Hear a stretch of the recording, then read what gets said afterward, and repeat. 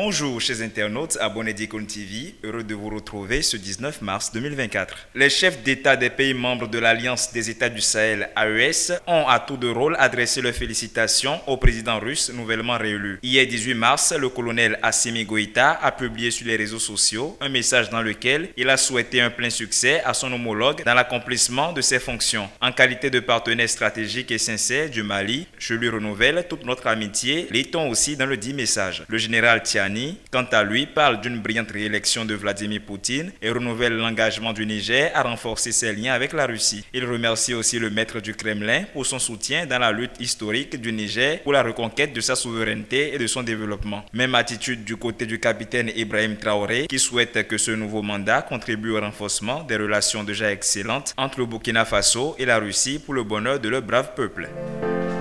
Dans un communiqué en date du samedi, publié sur son site officiel, la CEDEAO annonce le déploiement d'une mission d'observation électorale de 130 membres au Sénégal. Ceci dans le cadre du scrutin du 24 mars 2024. La dite mission sera conduite par Ibrahim Agbola Gambari, ancien sous-secrétaire général des Nations Unies et ancien ministre des Affaires étrangères du Nigeria. La mission a appelé les parties prenantes du processus électoral à donner la priorité à la tolérance, à la paix et à la réconciliation à travers des propos et des actes pacifiques.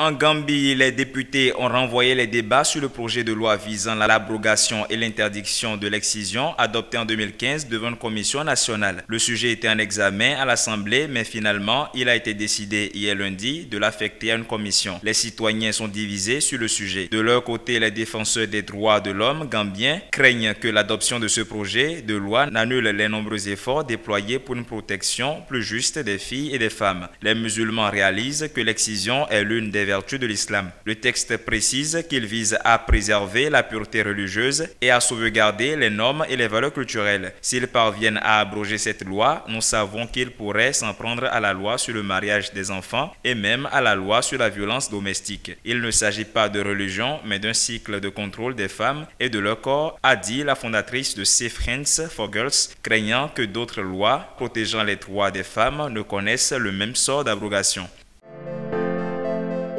Et pour finir, un journaliste condamné à 6 mois de prison en RDC. Stanislas Boujakera a été reconnu coupable de 6 délits par la justice congolaise dans la soirée d'hier lundi. Il est surtout reproché au correspondant de Jeune Afrique et Reuters à Kinshasa d'avoir fabriqué et distribué un faux document incriminant les renseignements militaires dans la mort de l'opposant Chérubin Okende l'an dernier. Une peine de 20 ans d'emprisonnement a été requise par le parquet avant d'être réduite pour des circonstances atténuantes évoquées par les juges. La décision finale est une condamnation à 6 mois ferme et 400 € d'amende. Il devrait donc recouvrer sa liberté ce jour. Mesdames et messieurs, ce sera tout pour l'Afrique en bref de ce 19 mars 2024. À ce soir pour le Flash Actu.